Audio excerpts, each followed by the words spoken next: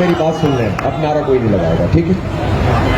ہم نے دھرنا اس لیے دیا ہے کہ اس وقت پاکستان کی جو صورتحال ہے, اب پانی بہت سروں سے اوپر گزر چکا ہے, آ رہا ہے. وہ کہتے ہیں نا پلوں کے اوپر سے گزر گیا ہے, پلوں کے نیچے سے گزر گیا ہے. مسئلہ یہ ہے کہ تنخواہ دار آدمی برباد کر دیا گیا ہے, غریب آدمی کے تو انہوں نے پہلے ہی فارغ کر دیا ہے. مڈل کلاس لوگ اپنے سروائیول کی جنگ لڑتے لڑتے ہیں بالکل آخری ہچکیاں لے رہے ہیں. اور اب تو صورتحال یہ ہو گئی ہے کہ ان بجلی کے بلوں نے, ان بموں نے, جو صنعت کار ہیں, جو تاجر ہیں, جن کے پاس بہت سرمایہ ہے, وہ بھی اپنی ملیں بند کرنے پر مجبور ہو گئے ہیں.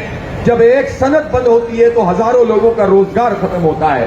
لیکن اس حکومت کے کان پر جھولی رہ گئی اور یہ مسلسل یہ کہہ کر کے IMF ہم سے کہتا ہے کہ بجلی کی قیمت بڑھاؤ, گیس کی قیمت بڑھاؤ, پیٹرول کی قیمت بڑھاؤ. یہ صورتحال ہو گئی ہے کہ اب جینا دوبھر ہو گیا ہے.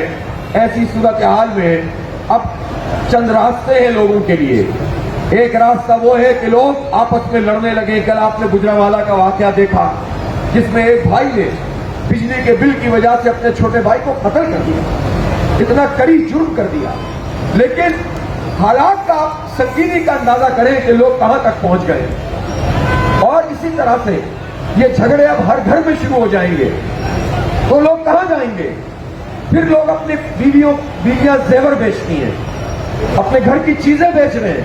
میں بہت سارے لوگوں کو جانتا ہوں کہ اپنے گھر کی چیزیں بیچ کر لوگ یہ بجلی کے اور گیس کے بل ادا کر رہے ہیں. لیکن اب وہ چیزیں بھی ختم ہوتی جا رہی ہیں. آپ بتائیں کہ یہ لوگ بل کہاں سے ادا کریں گے اور لوگوں کے ساتھ یہ سلوک یہ کیا کر رہے ہیں؟ اس وقت عملی صورتحال یہ ہے کہ تقریباً ہر کیٹیگری کے جو کرائے کے مکان ہیں, کرایہ کم ہے اور بجلی کا بل زیادہ ہے. میں صحیح کہہ رہا ہوں یا غلط کہہ رہا ہوں بتا مجھے. اور اس صورتحال میں لا کر اس حکومت نے ہمیں ڈال دیا ہے جس کی اپنی کوئی ساکھ بھی نہیں ہے, کوئی ان کی بات سنتا بھی نہیں ہے. اس لیے کہ یہ قوم 47 کی پیداوار ہیں, ووٹ ان کو ملے نہیں ہیں, زبردستی مسلط کر دیے گئے ہیں. اور یہ فیصلے عوام دشمن فیصلے کر رہے ہیں. یہ انویسٹمنٹ کر رہے ہیں, پیسہ خرچ کر رہے ہیں, لیکن میڈیا کو خریدنے کے لیے کر رہے ہیں تاکہ جب یہ ہم پر پیٹرول کے بم گرائیں تو میڈیا میں 4 لوگ کہیں کہ بھئی اس کے علاوہ تو کوئی حل ہی نہیں ہے. یہ کیا کریں, مجبور ہیں. یہ کوئی مجبور نہیں ہے. یہ بتاؤ کہ تم نے اپنے انتظامی اخراجات میں 25% اضافہ کیوں کیا ہے جب حالات یہ ہیں؟ یہ بتاؤ کہ تم اپنی مراعات چھوڑنے کے لیے کیوں تیار نہیں ہو؟ تم پیٹرول فری استعمال کرو. ایک مخصوص طبقہ ہے افسران کا, فوج میں بھی ہیں, بیوروکریسی میں بھی ہیں, سیاستدانوں میں بھی ہیں, اور اسی طرح سے ججز میں بھی ہیں. ان کی بجلی فری, ان کی گیس فری, ان کا پیٹرول فری, ان کی گاڑی فری, ان کی رہائش فری. اور مصیبت کس پہ ڈال رہے ہو؟ غریب کے اوپر, مڈل کلاس پر. اور ہم یہ بجلی کے بل ادا کرتے ہیں. بہت تماشا ہو گیا. اب انہیں اپنی مراعات چھوڑنی پڑیں گی. یہ دھرنا ان سے مراعات کم کروائے گا, چھڑوائے گا انشاءاللہ. تیار ہے اس کے لیے؟ تیار ہیں.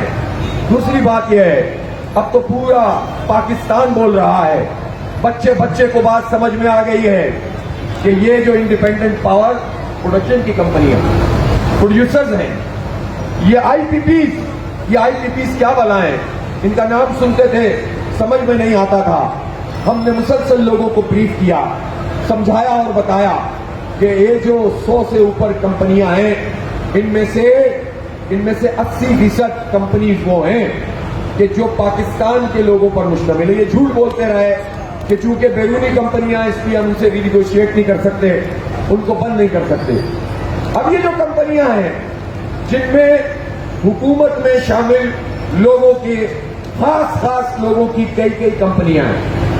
آج تو میں نام نہیں لے رہا, ہو سکتا ہے کہ میں کل ایک کمپنی اور اس کے مالک کا نام بھی لے کر آپ کو سناؤں تاکہ لوگوں کو ایک مرتبہ پھر اچھی طرح پتہ چل جائے کہ یہ لوگ ہمارے ساتھ کیا سلوک کر رہے ہیں. اور بدقسمتی کی بات یہ ہے کہ یہ جو خاندان ہیں, یہ چند جو صنعت کار نام نہاد ہیں, یہ نون لیگ میں بھی, یہ پیپلز پارٹی میں بھی, یہ PTI میں بھی, اور ان سب میں رہتے ہوئے انہوں نے ہزاروں ارب روپے پاکستان کی خون پسینے کی لوگوں کی کمائی جو ہے نچوڑ کر انہوں نے جو ہے وہ ہم سے لے لی ہے, کھا لی ہے, اور سب حکومتوں نے ان کو فیسیلیٹیٹ کیا, ان کی سہولت کاری کی. ایک کمپنی ایسی ہے آئی پی پی جس کا یونٹ کتنے کا پڑتا ہوگا, کتنے کا پڑتا ہوگا, 750 ارب روپے کا یونٹ پڑتا ہے, اور 750 ارب روپے کا یونٹ کو چارج کرتے ہیں, اور جو یہ خرچہ ہے یہ آپ اور میں اپنے بلوں میں ادا کرتے ہیں. ایک کا 150 روپے پڑتا ہے, ایک کا 300 روپے پڑتا ہے. ایک کو 28 ارب روپے کی پیمنٹ سال میں ہوئی اور اس نے 1 میگا واٹ بھی بجلی نہیں بنائی. ایک کو جو ہے 50 میگا واٹ, اس نے جو ہے وہ 50 میگا واٹ کا اگر پلانٹ ہے تو 10% کیپیسٹی پہ چل رہا ہے, باقی کے پیسے ہم ادا کر رہے ہیں. اور بھائی یہ سارے پیسے ہم کیوں ادا کریں؟ ہم ادا نہیں کریں گے اب انشاءاللہ, ہمیں ریلیف دینا پڑے گا, ہمارے بل کم کرنے پڑیں گے, پیٹرول کی لیوی ختم کرنی پڑے گی, اور یہ اب دھندا آئی پی پیز کا نہیں چلے گا انشاءاللہ تعالیٰ. آپ اس کے لیے تیار ہیں؟ میں حکومت سے یہ کہنا چاہتا ہوں کہ کون سی مجبوریاں ہیں جو ہمیں نہیں پتہ چلتی, آپ کو پتہ چل جاتی ہیں, اور آپ یہ کہتے ہیں کہ ان مجبوریوں کی بنیاد پر ہم ان سے نیگوشیٹ نہیں کر سکتے. دنیا بھر میں یہ نیگوشیشن ہوتی ہیں. کچھ کمپنیاں ایسی ضرور ہوں گی کہ جو اپنی پروڈکشن پوری کر رہی ہیں اور ان کی لاگت بھی مناسب ہے, پھر بھی انہوں نے سینکڑوں ہزاروں ارب روپے کما لیے. ری نیگوشیٹ کرو. بہت سی کمپنیاں ایسی ہیں کہ جنہوں نے جتنی لاگت تھی اس سے 10 گنا زیادہ پیسے ہم سے نچوڑ لیے ہیں. جتنی لاگت کا پلان تھا اس سے 10 گنا زیادہ پیسے وصول کر لیے, اور پھر بھی تم ان سے معاہدے کو آگے بڑھا رہے ہو. کچھ کمپنیاں ہیں جن کی ٹائم لائن ختم ہو گئی ہے, پھر بھی وہ چل رہی ہیں, تو یہ تو نہیں چلے گا. اور اب ان آئی پی پیز کو لگام بھی دینی پڑے گی, ری نیگوشیٹ بھی کرنا پڑے گا, اور بہت ساری آئی پی پیز ہیں ان کو بند بھی کرنا پڑے گا. یہ بالکل ہمارا حتمی طور پر مطالبہ ہے, اس کے بغیر ہم یہاں سے نہیں ہلیں گے انشاءاللہ تعالی. بیٹھ گئے یہاں پر آ کر. اب آپ مجھے یہ بتائیے, اب یہ جو آئی پی پیز کا دھندا انہوں نے شروع کیا ہوا ہے, مراد اپنی یہ چھوڑتے نہیں ہیں. تنخواہ دار لوگوں نے 375 ارب روپے انکم ٹیکس کی مد میں جمع کرائے, پرائیویٹ اور گورنمنٹ سیکٹر کے. کتنے جمع کرائے؟ یاد کر لیں یہ باتیں سب. 375 ارب روپے ایک سال میں تنخواہ دار طبقے نے انکم ٹیکس کی مد میں جمع کرائے. اور وہ جاگیردار جن کی زمینیں 100 ایکڑ سے زیادہ ہیں, 1000 ایکڑ سے زیادہ ہیں, انہوں نے کتنے کرائے ہوں گے آپ کے خیال میں؟ 3000 ارب روپے جمع کرا دیے ہوں گے. کتنے کرائے ہوں گے؟ 5 ارب روپے بھی جمع نہیں کرائے. تو جاگیردار پیسے نہیں دے, تنخواہ دار سارا بوجھ ان جاگیرداروں کا اٹھائے. یہ نہیں چلے گا. ان جاگیرداروں کو لگام دینی پڑے گی. ان پہ ٹیکس لگاؤ, ہم سے ٹیکس ہٹاؤ. جاگیرداروں پہ ٹیکس لگاؤ, عوام سے ٹیکس ہٹاؤ. ہمارے بجلی کے بلوں سے ٹیکس ہٹاؤ, ہمارے بجلی کے بلوں سے ٹیکس ہٹاؤ. یہ کیا مذاق ہے؟ 36 طرح کے ٹیکس ایک بل میں لگا کے پھینک دیتے ہو, یونٹ کی قیمت بھی بڑھاتے جا رہے ہو, ٹیکس بھی اس کے اوپر لگاتے جا رہے ہو. یہ دھندا نہیں چلے گا. اس لیے ہمارا بہت سیدھا مطالبہ ہے. یہاں پر ہم اپنی ذات کے لیے نہیں آئے. مجھے کچھ نہیں چاہیے, انہیں کچھ نہیں چاہیے, ہماری پارٹی کو کچھ نہیں چاہیے. میرے ملک کے 25 کروڑ لوگوں کو انصاف دو اور حق دو, اور ان کے اوپر سے یہ ظلم کا جو ٹیکس کا نظام ہے یہ ختم کرو. یہ سلیب ختم کرو تنخواہ دار کا. یہ جو انہوں نے ابھی لگا دیا ہے, اس کے نتیجے میں جو پروفیشنل لوگ ہیں, جو پڑھے لکھے لوگ ہیں, جو ڈاکٹرز ہیں, انجینئرز ہیں, جو چارٹرڈ اکاؤنٹنٹس ہیں, جو آئی ٹی اسپیشلسٹ ہیں, یہ سارے لوگ ایک ایک کر کے پاکستان سے رخصت ہو رہے ہیں یہاں کے حالات کی وجہ سے. اور پھر بھی اگر کوئی یہاں پر موجود ہیں تو تم ان کی تنخواہوں سے جب ڈائریکٹ 35% ٹیکس لے لو گے اور پھر اس کے بعد انڈائریکٹ ٹیکس بھی وصول کرو گے, تو ایک پروفیشنل آدمی کی تنخواہ جتنی بھی ہوگی, آدھے سے زیادہ وہ ٹیکس 55% جب وہ ٹیکس دے دے گا تو وہ کیا اپنے بچوں کی تعلیم کا خیال کرے گا, کیا اپنا خرچہ چلائے گا. بات یہ ہے کہ اس ملک میں جو تعلیمی نظام ہے, یہ بات اچھی طرح سے یاد کر لو, سمجھ لو, اور اس شعور کو پاکستان کے بچے تک پہنچا دو کہ تعلیم, مفت تعلیم اور معیاری تعلیم پاکستان کے ہر بچے کا حق ہے، چاہے وہ غریب ہو یا مڈل کلاس ہو یا امیر ہو۔ جب یہ ریاست اور حکومت ہم سے ٹیکس لیتی ہے تو اسے ہمارے بچوں کو تعلیم معیاری دینی ہوگی اور فری دینی ہوگی۔ انہوں نے ظالموں نے ہمارے ذہنوں میں یہ بات بٹھا دی کہ جتنے پیسے ڈالو گے اتنی اچھی تعلیم ملے گی۔ حکومت کا کام تعلیم دینا نہیں ہے۔ حکومت کے اسکول وہ تو ہوں گے بالکل کچرا، اور جو پرائیویٹ اسکول ہوں گے وہ ہوں گے بہت معیاری۔ اور کتنے پرائیویٹ اسکول؟ 94% پرائیویٹ اسکول وہ ہیں جب فیس وہ لیتے ہیں تو اپنا خرچہ پورا نہیں کر پاتے، جس کی وجہ سے اساتذہ ٹھیک نہیں رکھتے۔ معیاری تعلیم ان پرائیویٹ اسکولوں میں بھی نہیں ہوتی۔ چند پرائیویٹ اسکول ہیں وہ تنخواہ جب بہت زیادہ فیس دیتے ہیں تو اس کے نتیجے میں پھر کچھ اچھی تعلیم ملتی ہے۔ اب اس پرائیویٹ لوگوں وہ مجبور ہیں، وہ کیا کریں؟ لیکن حکومت نے کیا نظام بنایا ہے؟ یہ حکومت کا کام تھا۔ اور پاکستان میں ایسا ہوتا تھا کہ جب امیر اور غریب کا بچہ ایک ساتھ سرکاری اسکول میں پڑھتا تھا، ایک جیسا معیار ہوتا تھا، ایک جیسی اپورچونٹی ہوتی تھی۔ غریب کا بچہ کبھی آگے نکل جاتا تھا، کبھی مڈل کلاس آگے نکل جاتا تھا۔ اب تو انہوں نے فارغ کر کے رکھ دیا ہے۔ یہ تعلیم، معیاری تعلیم، ایک نظام، ایک زبان، ایک نصاب، ایک نظام، طبقاتی نظام نہیں، یہ ہمارے پاکستان کے 25 کروڑ لوگوں کا حق ہے، ہر خاندان کا حق ہے۔ اس کو خیرات سمجھ کے ہمیں مت دو، ہمیں معیاری تعلیم دو۔ اور پھر جب لوگ اپنے بچوں کے لیے اچھی تعلیم خریدنے کے لیے پیسے لگائیں تو تم کیا کرو کہ تم ان کے اوپر ٹیکس لگا دو، ان کا سلیب بڑھا دو، اور اس کے نتیجے میں وہ اپنے بچوں کو پڑھا بھی نہیں سکیں۔ پھر وہ کہیں کہ ہم باہر جائیں گے۔ کتنے ڈاکٹر بھیجو گے؟ کتنے انجینئر بھیجو گے؟ کتنے آئی ٹی ایکسپرٹ بھیجو گے؟ اس ملک کو بانجھ مت کرو۔ اس ملک کا نوجوان ہماری طاقت ہے، یہاں کا پروفیشنل آدمی ہماری قوت ہے۔ ان کو اعتماد دو، ان کو انہوں نے مایوس کر دیا ہے۔ ہر نوجوان 80% نوجوان کہتے ہیں ہم ملک چھوڑ کے جانا چاہتے ہیں۔ بدترین تباہی پھیلا دی ہے ان ظالموں نے۔ کیا ہم چھوڑ دیں ان کے حال پہ؟ 25 کروڑ لوگوں میں سے 16-17 کروڑ 30 سال تک کی عمر کے نوجوان ہیں۔ کیا ان سب کو مایوس چھوڑ دیں؟ یہ منشیات کے عادی بن جائیں، یہ اسٹریٹ کرمنل کے حوالے ہو جائیں، یہ آپس میں لڑنے جھگڑنے لگیں؟ ان کو امریکی CIA، ان کو بھارتی راکٹ پروردہ، یہاں ان کے مقامی ایجنٹ کبھی قوم پرستی کے نام پر، کبھی مذہبی انتہا پسندی کے نام پر اپنے ساتھ ملا کر دہشت گرد بنا دیں، پہاڑوں پہ چڑھا دیں، اور تم پھر آپریشن کر کے گہوں کے ساتھ گھن بھی پیس دو اور پھر کہو کہ یہ ہماری رٹ ہے۔ یہ دھندا نہیں چلے گا، نہیں چلے گا۔ اب تمہیں حق دینا پڑے گا۔ حق دو عوام کو، حق دو عوام کو، حق دو عوام کو، حق دو عوام کو، حق دو پاکستان کو، حق دو پاکستان کو۔ بدلو اس نظام کو، بدلو اس نظام کو، جینے دو عوام کو۔ میرے بھائیو، یہ نہیں چلے گا۔ یہ جو حکمران طبقہ ہے، انگریزوں کا پروردہ طبقہ، آج تک ہم پر مسلط ہے، اور انہوں نے خاص قسم کی اپنی ایک انٹرپرائز بنائی ہوئی ہے، اور یہی لوگ بدل بدل کے حکومتوں میں فوجی ڈکٹیٹر آئیں تب بھی یہی ہوتے ہیں، نام نہاد یہ آ جائیں سیاستدان تو تب بھی یہی ہوتے ہیں۔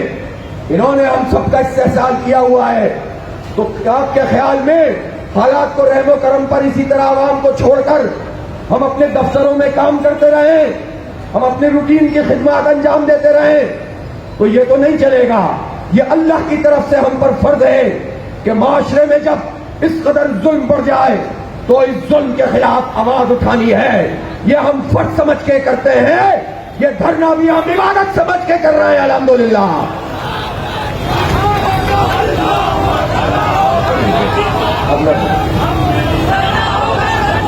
اس لیے اب پانی بہت سر سے اونچا ہو گیا ہے، اب حالات کو ان کے رحم و کرم پہ نہیں چھوڑ سکتے۔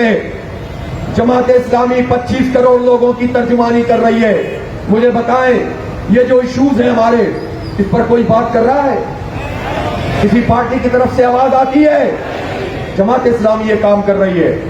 और देखिए अभी तो कोई इंतखाब भी सामने नहीं है, वरना लोग कहते हैं कि इंतखाबात से पहले लोग ये काम करते हैं। वैसे मैं आपको एक बात बता दूं कि बाद लोगों ने ये कहना शुरू कर दिया है कि री इलेक्शन होना चाहिए। अब मैं उनसे ये पूछना चाहता हूं कि क्यों होना चाहिए। ऐसे ही जुमला मुतरज़ा कहते हैं जो दरमियान में आ जाता है। क्यों होना चाहिए? जब आपके पास फॉर्म 45 मौजूद है और जिस पार्टी यानी पीटीआई के लोग ज्यादातर फॉर्म 45 वाले हैं और फॉर्म 47 वालों की हुकूमत बन गई, तो अगर पीटीआई का ही कोई रहनुमा ये कहे कि फॉर्म 45 के बजाय री इलेक्शन हो, तो आप समझ लें कि दाल में काला नहीं बल्कि हो सकता है दाल पूरी ही काली हो। और मुल्क को एक और धंधे में डालना इस तरह से ताकि दोबारा निगोशिएट करें, फिर पार्टी एक तरफ रह जाएगी और पार्टी के जो रहनुमा हैं वो डील करेंगे और एक मर्तबा फिर धंधा होगा। और बाद ऐसी पार्टियां भी हैं जिनका मसला ये नहीं है कि धांधली हुई, वो तो वैसे ही कह रहे हैं धांधली हुई। असल में उनका मसला ये कि इस धांधली में उनको शेयर क्यों नहीं मिला और उनको क्यों नहीं चिताया, उनको फॉर्म 47 पर मुसल्लत क्यों नहीं किया, उनसे वादा पूरा क्यों नहीं किया। तो ये लोग अगर पाकिस्तान में एक इलेक्शन का गैर जरूरी धंधा शुरू करेंगे तो इसका मतलब यह है कि फिर ये सब मिले हुए हैं और एक नई मुसीबत में आपको गिरफ्तार करेंगे। सीधी सीधी बात है, एक लीगल डॉक्यूमेंट मौजूद है, उसके मुताबिक हुकूमत बनाओ, उसके मुताबिक फैसले करो, जुडिशल जो कमीशन है वो कायम कर दिया जाए। लिहाजा जमात इस्लामी तो वाज़े तौर पर कहती है पाकिस्तान को री इलेक्शन की जरूरत नहीं है। जो सही अवाम का फैसला था उसके मुताबिक नुमाइंदों को कामयाब किया जाए और उसकी हुकूमत बनाई जाए, इसकी जरूरत है। और जो भी री इलेक्शन की बात कर रहा है वो किसी का एजेंट तो हो सकता है, किसी का एजेंट तो हो सकता है, न वो अपनी पार्टी से वफादार है न मुल्क से वफादार है। इसलिए अब ये बात तो यहां रह गई। हम तो बात कर रहे थे कि आवाम के हक के लिए हम निकले हैं और दीन का फरीदा समझ के निकले हैं। कोई ये समझे ये सियासत है तो यही सियासत इबादत है। ये इस्लामी तहरीक है जमात इस्लामी, ये दीन का कॉन्सेप्ट वो नहीं रखती कि इबादत करनी है तो रहबानियत इख्तियार कर लो और सियासत करनी है तो दुनियादार बन जाओ। देखें हम वो सियासत करते हैं कि जब कोई कमिटमेंट करते हैं तो पूरी करते हैं अल्हम्दुलिल्लाह।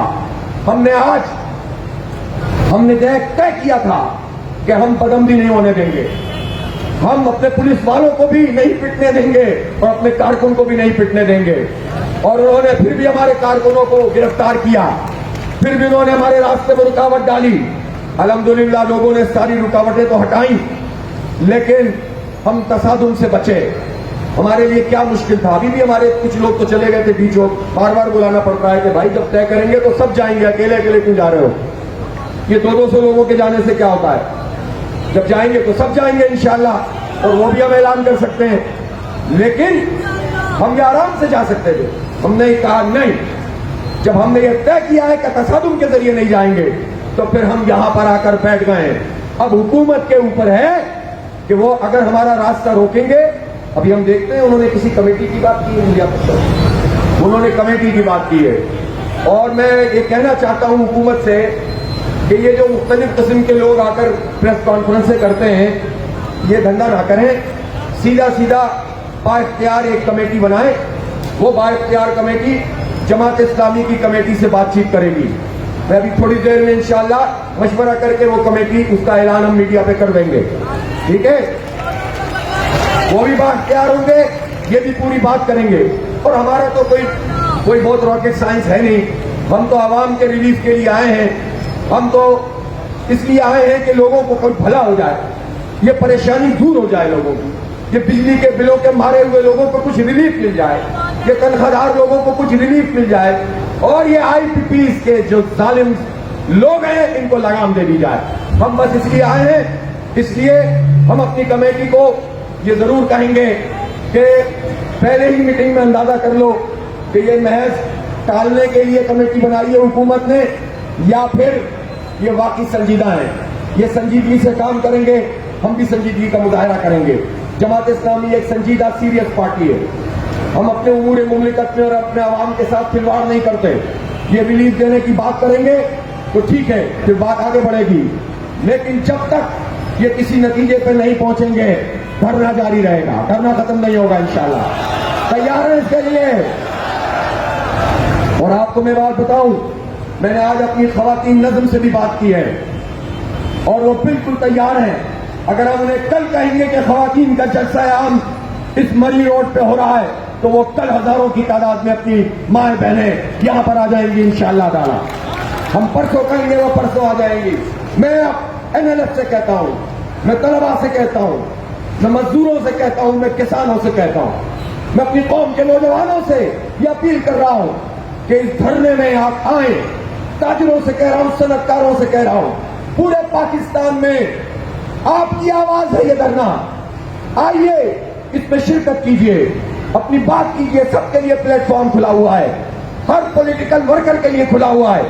آئیں اور اپنی بات کریں، قوم کو اس مسئلے سے نجات دلانے کے لیے اپنا رول ادا کریں۔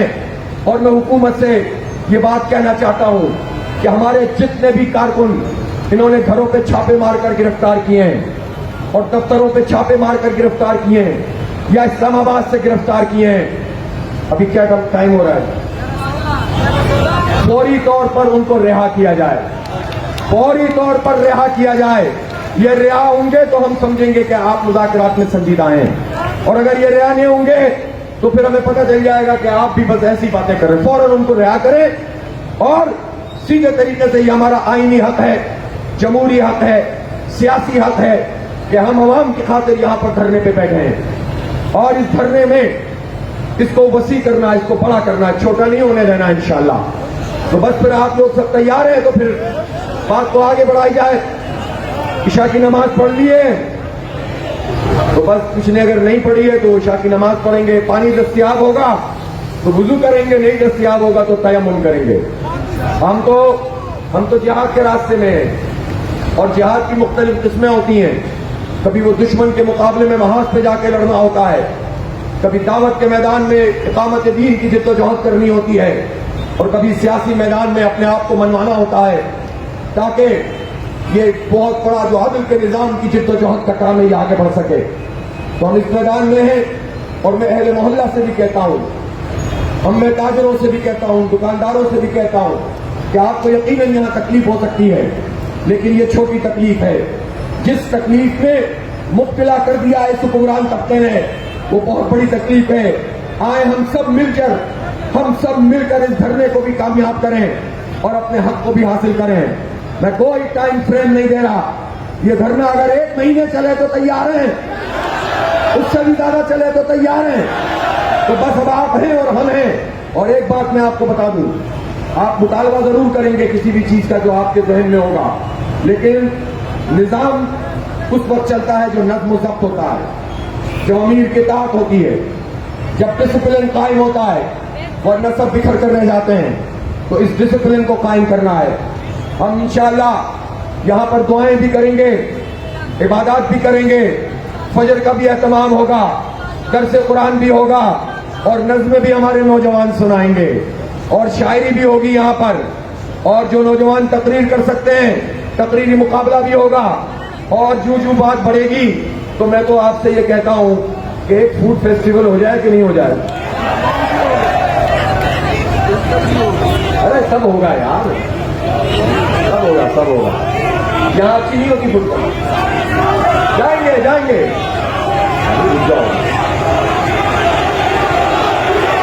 شاباش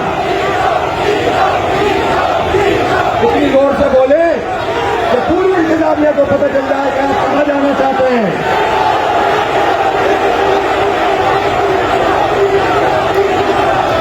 کون سا چوک؟ کہاں جانا ہے؟ کہاں جائیں گے؟ بیٹھ جائیں گے؟ ہاں تو بس ٹھیک ہے، لے جائیں گے آپ کو انشاءاللہ ڈی چوک۔ ہر کام اپنے وقت پر ہوگا۔ ابھی تو یہی چوک ہے، یہ اے چوک ہے کہ بی چوک ہے؟ یہ مری روڈ ہے۔